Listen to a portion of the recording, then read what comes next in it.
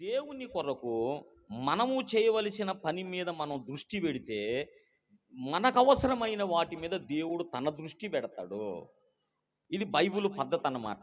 మనము వేటి మీద మనం దృష్టి పెట్టాలో, వాటి మీద మనం దృష్టి పెడితే, ఈ భౌతికమైనవన్నీ గూడా దేవుడు మనకిస్తాడు. దేవునికి స్తోత్రం. 2 విషయాలు చెబుతాను. దేవుని కొరకైన మన పని. నంబర్ 2 మన కొరకైన దేవుని పని. దేవుని కొరకైన మన పని. దేవుని కొరకు మన పని. మొట్టమొదట ఎవరి కొరకు? దేవుని కొరకు మన పని. దీని మీద మనం దృష్టి ఉంచితే మన కొరకైన దేవుని పని. దేవుడు మన పని మీద తన దృష్టి పెడతాడు. ఇది మొట్టమొదట మనం సృష్టించబడింది అందుకు. మనం ఆయన కొరకు సృష్టించబడ్డాం. ఒక కారణాన్ని బట్టి సృష్టించబడ్డాం. ఒక సంకల్పాన్ని బట్టి మనం సృష్టించబడ్డాం. అది మనకు అర్థమయ్యి ఆ ఉద్దేశంలో, ఏ ఉద్దేశం?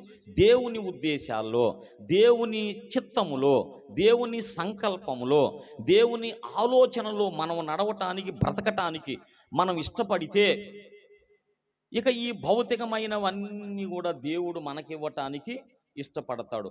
మనము ఆయన కొరకు మనం ఇష్టపడకపోతే, ఆయన ఉద్దేశాలు నెరవేర్చడానికి ఇష్టపడకపోతే, ఆయన సంకల్పాన్ని నెరవేర్చడానికి ఇష్టపడకపోతే, నీకు కూడా కొన్ని ఇవ్వడు దేవుడు. ఎందుకు ఇవ్వాలి? నేను నిన్ను చేసుకుందేమో నా కొరకు. నా పని, నా సంకల్పం, నా చిత్తం ఏది జరగట్లా నీ జీవితంలో. కానీ నీకు ఇవన్నీ కూడా కావాలి. ఎలా ఇస్తాను? అసలు నిన్ను సృష్టించుకుందే నా కోసం, నా చిత్తం కోసం, నా సంకల్పం నెరవేర్చడం కోసం నిన్ను చేసుకున్నాను. కానీ నువ్వు దాన్ని నాకు ఇవ్వటం లేదు. ఇది నేను అంటున్నానా, దేవుడు అంటున్నానా? మీకు ఇవన్నీ కావాలని నాకు తెలుసు.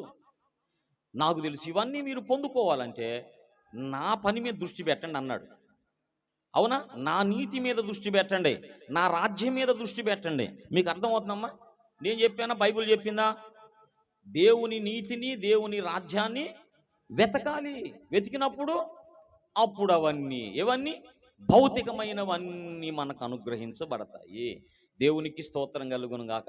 కనుక ఈ మెసేజ్కి ఒక టైటిల్ పెట్టాను నేను. ఏమిటంటే, దేవుని కొరకు మన పని, మన కొరకైన దేవుని పని. దేవుడు నీ పని చేయడు, నువ్వు దేవుని పని చేయలేవు. దేవుడు పని దేవుడు చేస్తాడు, నీ పని నువ్వు చేయి. స్తోత్రం చెప్పండి. దేవుడు తన పని తను చేస్తాడు, నీ పని నువ్వు చేయి. నీ పని నువ్వు చేసినప్పుడు దేవుడు తన పని తాను చేయటానికి ఇష్టపడతాడు. నువ్వు నీ పని చేయటానికి ఇష్టపడినప్పుడు దేవుడు తన పని తను చేయటానికి ఎందుకు ఇష్టపడతాడు? కనుక దేవుని కొరకైన మన పని. దేవునికి స్తోత్రం. దీని మీద మన దృష్టి, మన మనస్సు మనం ఉంచినప్పుడు తప్పకుండా నీకు ఏది అవసరమో దానిని దేవుడు నీకు సప్లై చేస్తాడు. దేవుని పనిలో నువ్వు ఉంటే నీ కోసం అద్భుతాలు చేస్తాడు. దేవునికి స్తోత్రం. అద్భుతాలు ఎవరి కోసం ఉన్నాయి? దేవుని కొరకు పనిచేసే వాళ్ళ కోసం ఉన్నాయి. అవును. ఆశ్చర్య కార్యాలు ఎవరి కోసం ఉన్నాయి? దేవుని కొరకు పనిచేసే వాళ్ళ కోసం ఉన్నాయి. దేవునికి స్తోత్రం. ఒక గోతిని దేవుడు చీల్చాడంట. ఎవరి కోసం తెలుసా? సంసోను కోసం.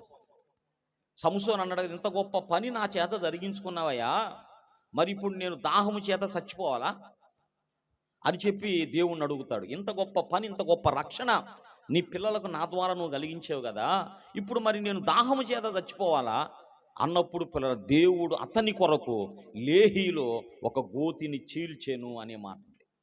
దేవుడు చేసిన పని, సంసోను కొరకు దేవుడు చేసిన పని. సంసోను కొరకు దేవుడు చేశాడంటే, ఇప్పుడు సంసోను ఏం చేశాడు?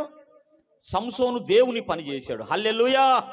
ఇక ఏ భక్తునన్నా మీరు అలా తీసుకోండి, బైబిల్లో ఏ భక్తునన్నా తీసుకోండి, దేవుని కొరకు వాళ్ళు చేశారు కాబట్టి వాళ్ళ కోసం దేవుడు గొప్ప కార్యాలు జరిగించాడు.